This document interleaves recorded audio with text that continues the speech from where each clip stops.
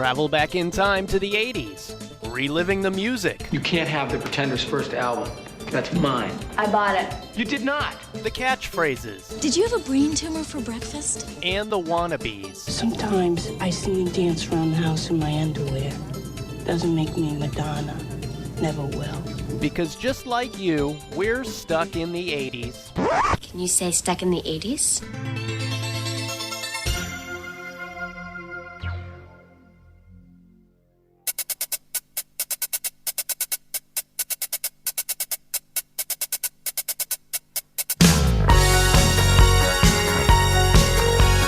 Hey, welcome to Stuck in the 80s. It's your host, Steve Spears. And Brad in LA. And today we talk to Ultravox frontman and co-founder of Band-Aid and Live Aid. It's our interview with Midge Ure.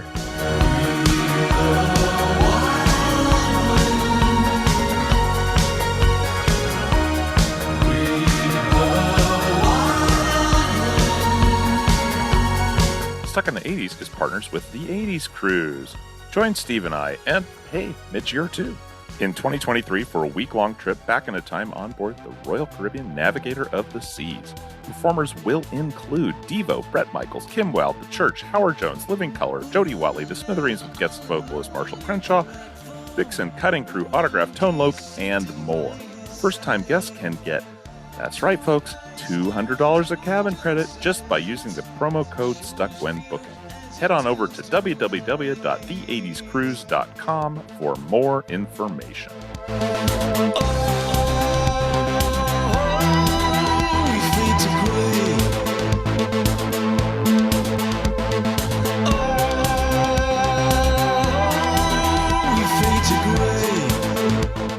Hey, everyone. Can we all agree on one thing?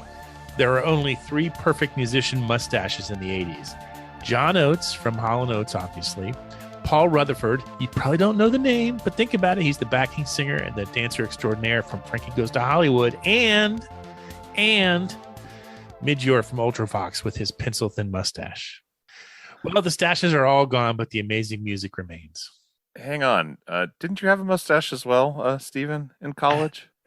I had a very thick and wondrous mustache in the 80s, for most of the 80s, actually, but I wouldn't call myself a musician. My prehistoric drumming in my garage band does not make me an iconic musician. I'm not even sure it makes me human.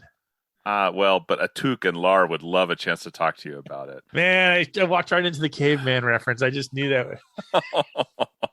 It's been a while, folks. I wonder how Atuk's descendants are doing these days. Well, they're probably zugzagging up a storm. Or they're occupying seats at the U.S. Supreme Court. Anyway, I'm so excited. Yesterday I had a chance to talk to Midge Ure, and he's touring the U.S. right now with Howard Jones. And this is one of those kind of lineups you really don't want to miss because they're playing venues that are, not a bad seat in the house. You and I have seen them before together, right? Yeah, back at the Retro Futura tour, if I remember correctly. Thanks you for not making me pronounce the name of the tour. I love tours based on font names. It's my favorite kind of tour. Oddly enough, Hojo and Midge are actually also playing the Cruise this coming year, 2023. So is China Crisis, by the way, and they were also at that. Say the name, Brad. Retro Futura. It really kicks the llama's ass. So this is kind of a sneak peek, if you will. Yeah, I guess it is. And frankly, I'll take any reason to talk to Midge. The guy's an icon. His days with Ultravox and Visage, his solo career, his work with Bob Geldof on Live Aid and Band-Aid. He played with former Sex Pistols bassist Glenn Matlock in the band Rich Kids.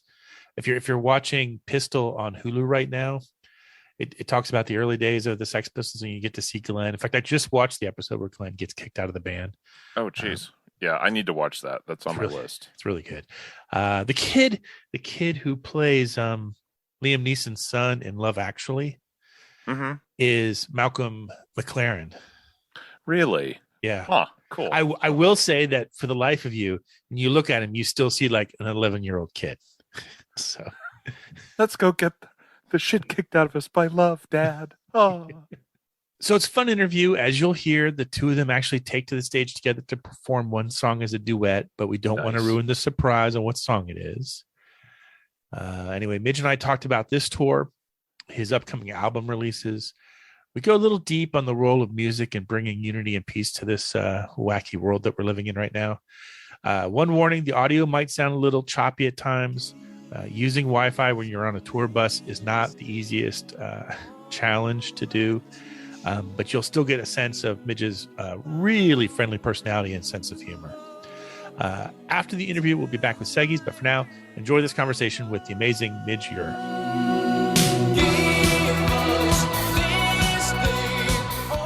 Midge, welcome back to the podcast. It's always an honor to talk to you.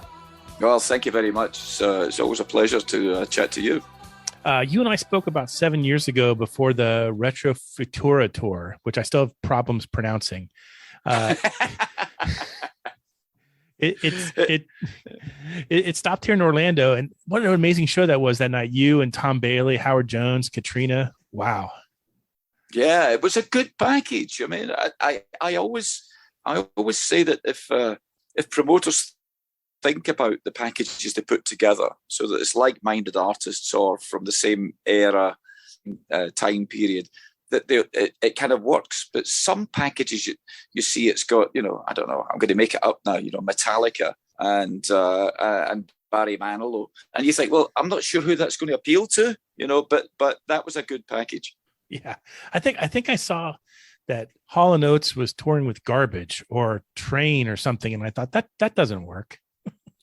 Yeah, but I think it kind of worked. They did something with Tears for Fears, I believe. Oh, Tears for Fears, yeah. Yeah, and I would have thought that's two completely different audiences.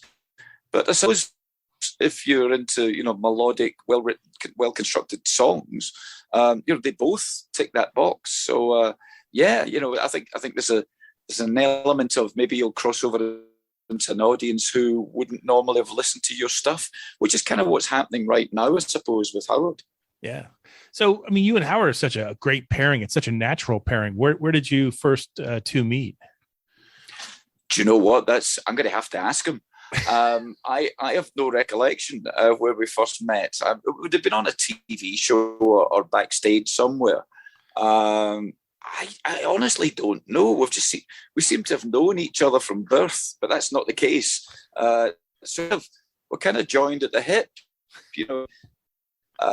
we seem to have been around a lot. I mean, I toured with Howard back in 1989 on his US tour, and it was great fun then.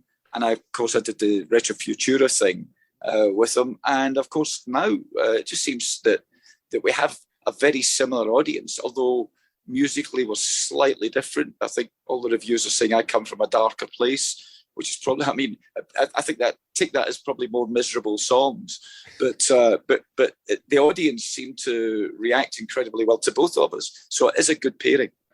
I think Howard Jones's songs, it's not that your songs are dark and miserable. It's that his are so chirpy and positive. Yeah, I think someone actually reflected it on the light show, because Howard's lights are really bright. He's got his own light show and stuff. And I just said to the guy who was doing my lights, keep it really black and white. I just want pools of white lights with some dark areas that I can step into when I'm not doing anything. And that was it. And someone pointed it out on a review, saying that the look of my set reflected the sound of the songs, and the look of Howard's set reflected the sound of his songs. Yeah. So curious then, are you two playing any songs together on this tour? Well, Howard, a few days ago, kind of popped the question, the musical question, do you fancy doing this? And it's probably been well documented now, but I'm loath to say what it is we're doing, because in case someone in the audience doesn't know yet, because whatever you do these days, it's on. By the time you got back to your dressing room, it's been recorded and posted, and people in Japan know what you've just played. So I'd hate to spoil it, but yes, we do a little something together in the middle of his set, which is great because we hadn't planned on doing anything. I was combing through your discography, and I was trying to find what would be, in my mind, the most perfect song for you guys to do together if you chose one of your songs. And I thought Dear God would be the obvious one. Give me love for the lonely. Give me food for the hungry. Give me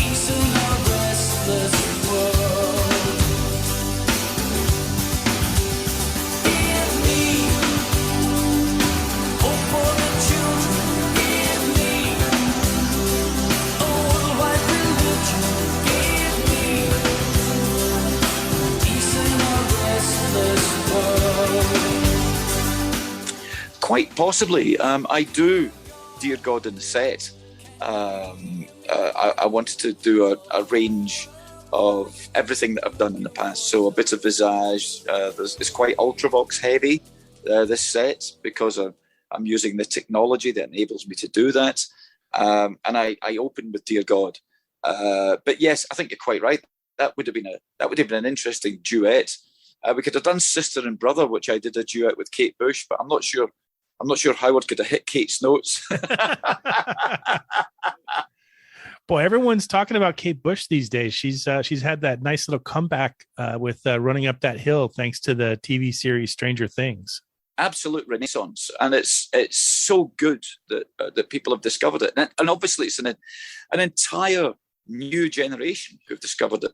And the great thing about discovering a piece of music like that in a TV show or in a film or a movie, or whatever, an advert, is that all the stuff that seems so important to the music industry, how you look and what your hair's like and which trainers you wear and how old you are, just simply disappears. People resonate with the storyline, and they resonate with the piece of music that enhances that storyline. And that's exactly what's happened to Kate. She hasn't manufactured this. She hasn't worked on this. It's just synchronicity. So it's just fabulous that people are now starting to pick up on songs. Kate's a brilliant musician.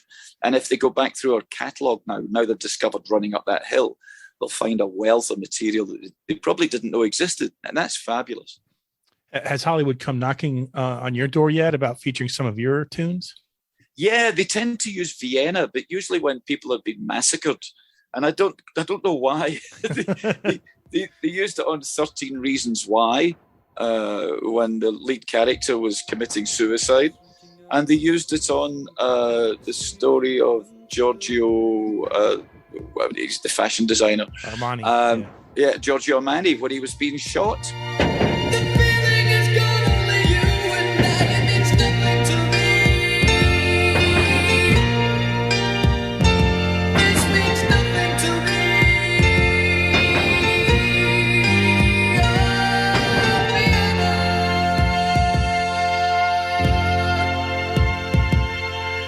It wasn't about that, but they seem to think that the ominous atmosphere of the song seems to work in those particularly miserable moments. But yeah, it's interesting. I think Kate's thing gives us all hope that there's an era that has grown up and are now in the positions of power when it comes to putting songs in their, TV directing videos or the productions or whatever. And they're choosing pieces of music that resonated with them when they were young. And they are making a massive comeback. And that's a wonderful thing. When I'm trying to introduce someone who's not familiar with your work, I always give them two videos to watch. It's usually you doing Vienna at Live Aid, and then there's a more recent version where you're on a late night show and it's just you and your guitar and you're playing Vienna. And I give them those two things. I'm like, these are two milestones of an amazing artist. So, just listen. The music is weaving.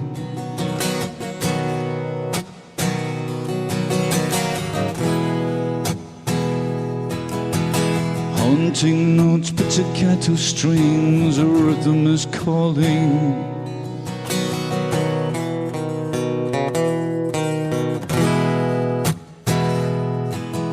Alone in the night as the daylight brings a cool empty silence.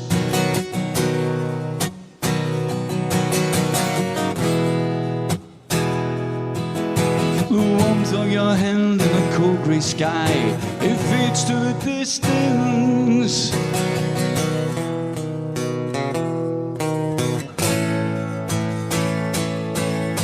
The image is gonna leave you and die. It means nothing to me. This means nothing to me. Oh, beginner.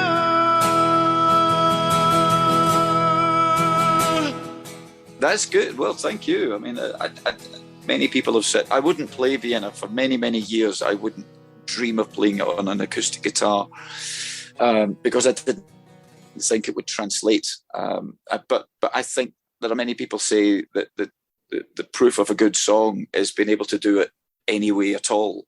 Just you don't need the production. So if you take the production elements away from it and the song still stands up, you've written something that's probably okay. And Vienna's one of those songs that's made that transition now. When I go out and do my acoustic shows, which I do a lot here in America, I travel around doing little troubadour type shows, and I have to choose wisely which songs I think I can pull off playing acoustically, because they don't all like it. And it was one that did. Speaking of acoustic sets, so you're gonna be on the 2023 Voyage of the 80s cruise, along with Howard, for that matter. And are you again, because you two are obviously joined at the hip, as you said? Are you going to be? You think you'll be performing some of that acoustically, or do you think that'll be a full band performance? It's going to be a full band. It's going to be what I term my rock band. I have two bands currently, my electronic band and my rock band, and because we're all flying out to come and do the cruise next year, which we're really looking forward to. It's a lot easier when you avoid too much technology. The wonderful thing about technology is it sounds great when you get it working. The really bad thing about it is it doesn't always work. So I'm trying to keep it as simple and straightforward as possible. But they're a great band, and I've been working with these guys for quite a few years now. So it's going to be a full-blown band set from me, which, again, as I say, really looking forward to. It's going to be great fun. Sure. I've been on every one of the 80s cruises, and I'm usually there to host the trivia sessions, and I also help the company promote the cruise. And I've been telling them for years now to book you. So I'm happy it's finally happening.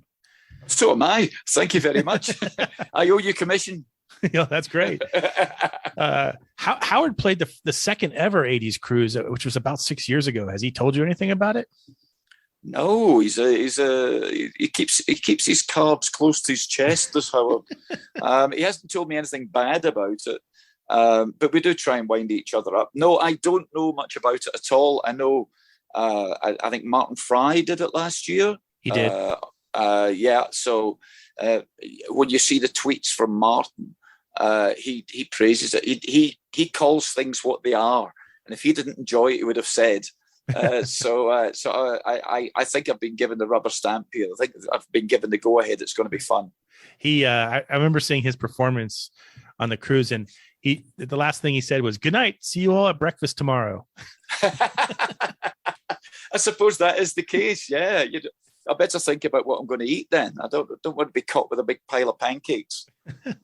There's going to be, so there's about 3,000 fans, and there's Devos on this the 2023 cruise, the Church, John Parr, Kim Wilde, who I don't think Kim Wilde's even played to a U.S. audience before. China Crisis is there. They were on the Retro Futura tour. Is there anything in particular you're looking forward to doing that week? I think the main thing for me is get the performance done as well as possible, and chill. It doesn't happen very often. I seem to be still, at my ripe old age, I'm still a bit of a workaholic. I still really enjoy, if I'm not touring, I'm recording or I'm writing or whatever.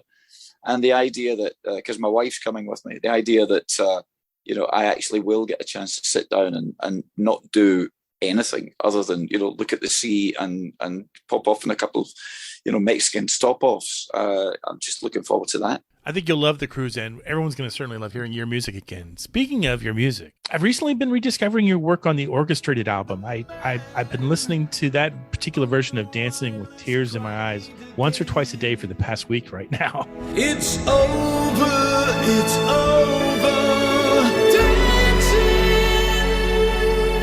with tears in my eyes, weeping for the memory of a life gone by.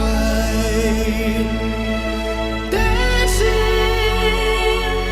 with tears in my eyes, living out the memory for a love that died. This version of the Ultravox song really resonates with me, so I'm just kind of curious what projects resonate with you these days. Well, I've got 3 projects on the go. I've just finished one of them, I've been working for the last couple of years on a follow-up to Fragile, so a regular song-oriented album. And we started dabbling with a follow-up to Orchestrated. So we've started choosing songs we'd like to do, because once you start delving into which songs would translate to, very cinematic orchestrated versions of your old tunes, there's no end to it. I think we figured out that just about everything that I've done lends itself to, either bombastic hugeness or very intimate, sad, mournful, haunting, atmospheric music. So Ty Unwin, who was the guy who orchestrated and produced the Orchestrated album, and I have been talking about what the next batch of songs could be. And we now have to try and narrow that down to the 10, 12 tunes that you could realistically do. So I've been working on that.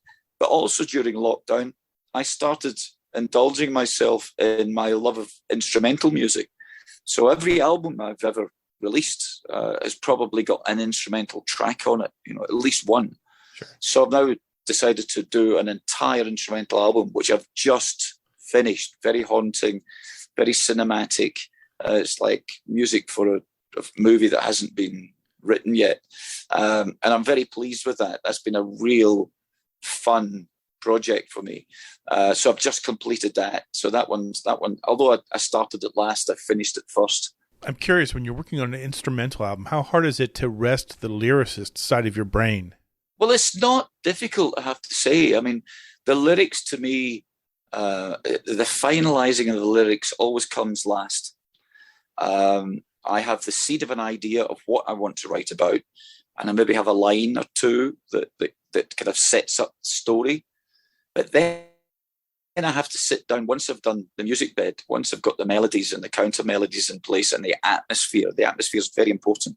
Once I've created that, that kind of dictates where the lyrics are going to go.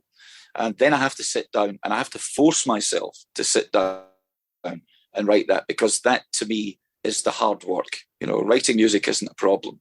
Writing lyrics that scan, tell the story, that aren't too obvious, that are, enigmatic in places, that takes quite a while to do before you get something that you feel comfortable someone is going to sit and read out of context of the music. So that takes a while. So the idea of not having to go down that route is probably why I finished the album so quickly. I just couldn't, I didn't have to think about that. Oh, it's another 6 months to sculpt the lyrics and then capture the vocal that you want, because people think you just walk in and sing it, and you don't. You sing it 1,000 times till you get the way that you feel good about singing it. So you try it many different ways till you get the right take. So I didn't have to do that. So it was quite a pleasure, I have to say, not doing it. I still have to do it with the follow-up to Fragile. So I've not escaped that particular avenue. I still have to fulfill that. But on the instrumental album, it was so easy to just switch off the lyric side. I totally get that. I can see how it would be a nice, relaxing break. In about another year, you'll be facing down the 40th anniversary of Band Aid. And I'm sure that the interview requests are already coming in. And I want to ask you a question that hopefully you haven't been asked 1,000 times. And I'm just curious. The reason I hold Band Aid and Live Aid so dear, and so many people my age do, is that it united the world in a common cause. And these days, when everything seems so divided with such anger and emotion, I think a lot of people in my generation are wondering, can music be the answer again? And what would it take to bring the healing and unity back that Band Aid and Live Aid gave us? And is that even music's responsibility anymore? I'm not sure it was music's responsibility in the first place, but music is a great healer. You don't have to understand what the lyrics are saying. It can be in a different language, but you get the feel, you get the sensation of what's being said and what's being conveyed. I I think the world is a very different place. Music doesn't seem to be as important, and I'm bound to be pilloried for that. But it's probably true. Back in the 80s, we consumed music. We saved up and we bought music, and we treated it with reverence. And now you can just pick whatever songs, albums, whatever, anything from the last decade or 10 decades that's anything that's been recorded is freely available. And I mean freely available. And that's had a massive impact on the industry. So whether music would be the connector the way it was back in 1985 or not, or 84 and 85, I don't know. The reasons for doing something again are,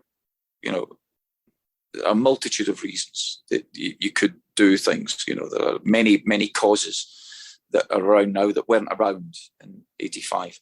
And it's odd because I kind of think the tool that has emerged since then, the smartphone, the internet, everyone having a computer, has divided us rather than bring us together. There's more division in the planet now than there ever has. And because everyone has a box office, people type things that they would never dream of saying to someone else. So they feel safe in their, accusations or the bigotry or the racism or the sexism or whatever it happens to be. And I'm just not sure how we pull that back.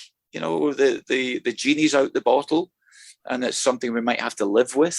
But it's something that really has divided us. And maybe music is the answer. And I would love to think there could be, a good, heartfelt follow-up to Live Aid and Live 8. And that, as I say, that there are many concerts out there that do try and pull the world together, try and help with hunger, try and help with homelessness, not just in other countries now, but in our own countries. I'm sitting here in Denver, we've just driven in, and as I said, in the city streets, I'm seeing tents, rows of tents, village tents, people living out in the streets, and that's everywhere. So yeah, the world does need a fix, but I'm just not quite sure how we do that. Yeah, I'm not either. Hey, Midge, thanks for your time. Best of luck on this tour. I can't wait to see you. I think when I think the tour kind of wraps up or comes to a close in Florida, and can't wait to see you again on the 80s cruise next year. It's going to be fun, both the end of this tour and the cruise next year.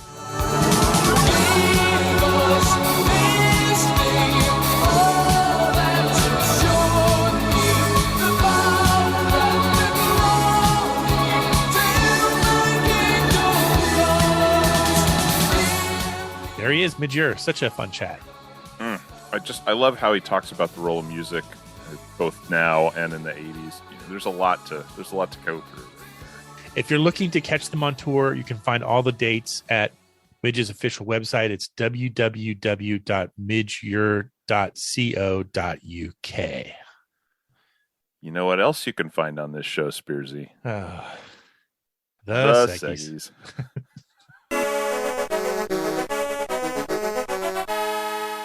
Prepare to qualify. Hey, it's time for Stuck in the Arcade. We'll play a snippet of an arcade game that only Brad played in the 80s.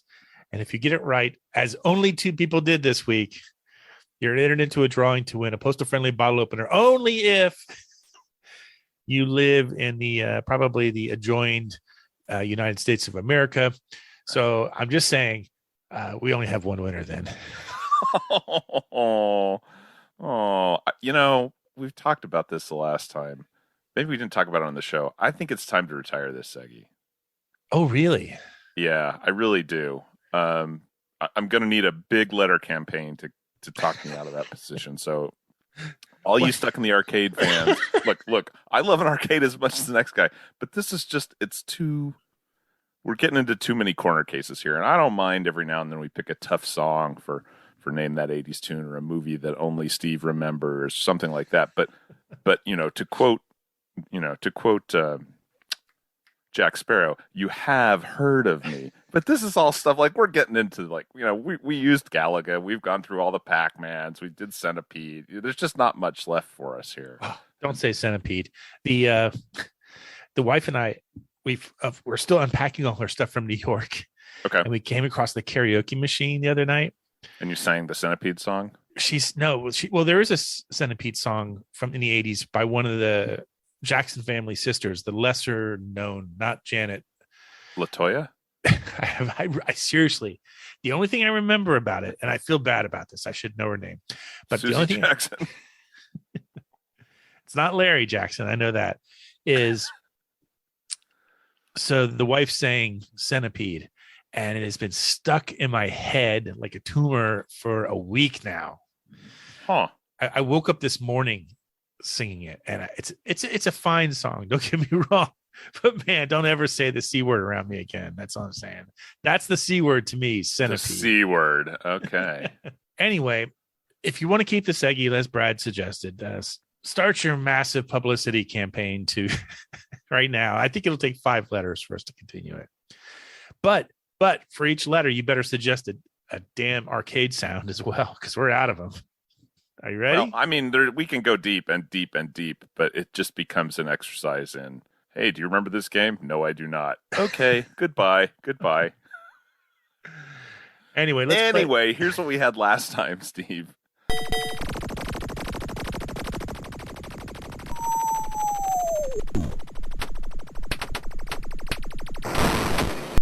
Yep, that's Rampage. Aha. Who remembers Rampage? I don't. No, apparently nobody. So the reason I liked the game Rampage, actually I did like to play this, is it reminded me of a game that we used to have on the TRS-80 called Crush, Crumble, and Chomp. Now that sounds like something I'd like to play. Yeah. So in Crush, Crumble, and Chomp, you basically are the antagonist in a monster movie. So you design a monster and then you wreak havoc over some, the metropolitan area of your choice, whether that be Tokyo or New York or whatever. It was pretty fun. I mean, granted, if I went back and played it now, I'm like, really? Those are graphics? Hell, I still love playing Moonlander, so who am I to criticize? At least that looks like a Moonlander, though. I mean, right up to the point where it explodes and falls apart in pieces. Bunch of sticks, which is, we're used to that. I don't know why I didn't even think, like you say, Crush, Crumble, and Crunch. Crush, Crumble, and Chomp. Chomp. That should be an autobiography title for me. Yeah, let's do it. Yeah. I'll ghostwrite it. Okay, name the winners. The winners this week include, and I'm sorry if I mispronounced this, Dragan Nisek from Gothenburg, Sweden. And this one I think I'll probably get Chad and Callie. Yeah. I spun the wheel. Oh, Chad and Callie. Hey. Sorry, Dragan. International postage. I can't figure it out. I'm not smart enough. Okay. Anyway, pay attention. Here's this week's yet to be determined. No, we're not doing one. Oh, we're not going to do it. I'm not doing. No, I refuse. Okay. I want 10 letters from 10 different people, preferably people I've heard from before, not like, hi, my name is listener 2. Please save the Seggy. Hi, my name is listener 3. Please save the Seggy. Yeah. Seriously, though, with every beg that we continue it, you have to actually submit an idea for a arcade that we haven't used. Yeah. That'll pretty much put the end to the letter writing campaign. You mean we actually have to do work? Yeah. Isn't this our time, Mr. Hand? Let's move on. Please tell me now. Please tell me now. Hey, it's time for Please Tell Me Now. We haven't done this in a while, and I'm very thankful to Don Hammock in Biloxi, Mississippi, one of our patrons, for suggesting this, because I think this is an interesting question. Why don't you go ahead and read it, Brad?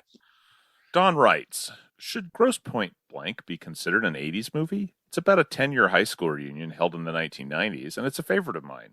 John Cusack really is one of us, being just a year older than you two and me from the class of 1985. I really love all the music in the movie, and you can find playlists of all the tunes on Apple and Spotify. Huh. So is Grosse Pointe Blank, should it be considered an 80s movie? Yeah, what do you think? Literally nothing in the movie is set in the 80s. Nothing. I mean, there's no flashback scenes that I can remember. And so it's unlike The Wedding Singer or American Psycho or even Hot Tub Time Machine. Yeah.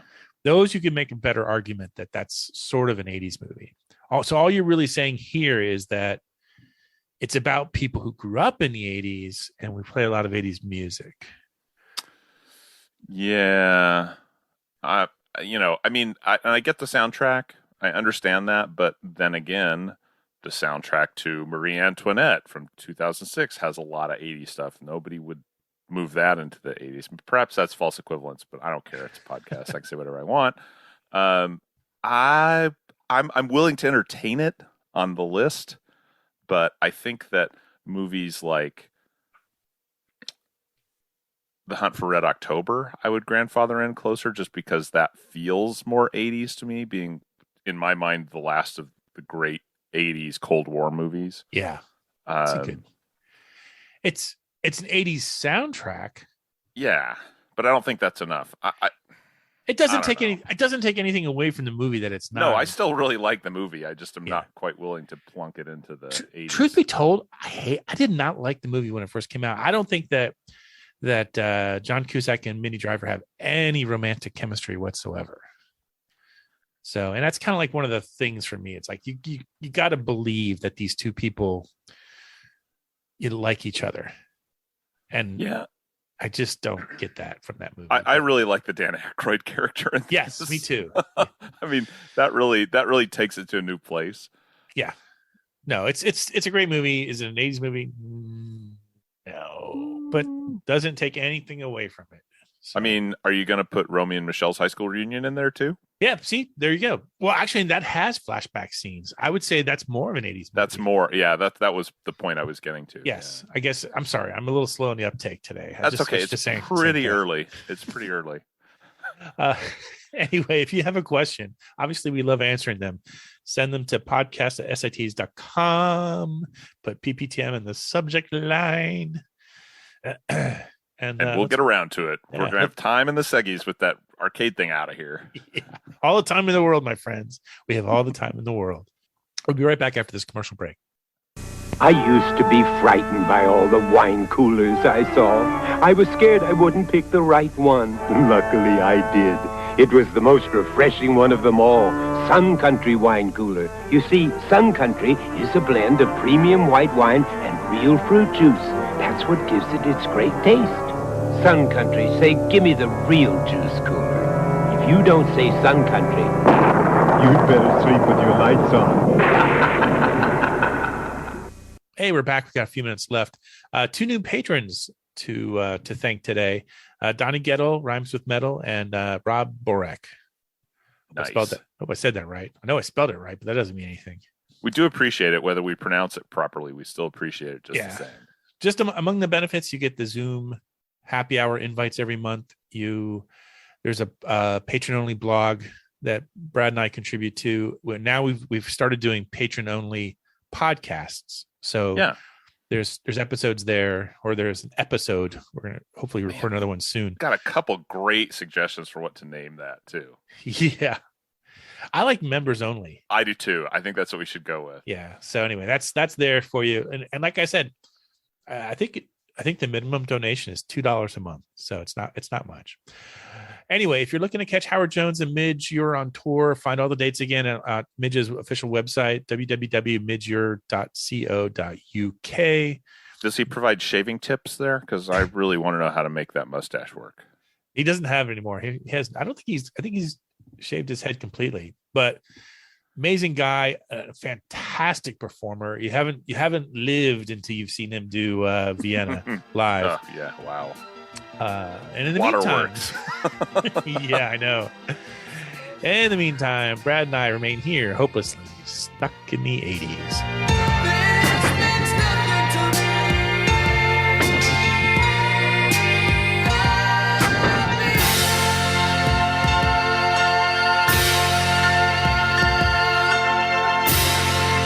Stuck in the 80s is now on Patreon. If you'd like to support the show, go to patreon.com/stuckintheeighties podcast. Special thanks to Check Battery Daily for our theme music, and thanks for listening.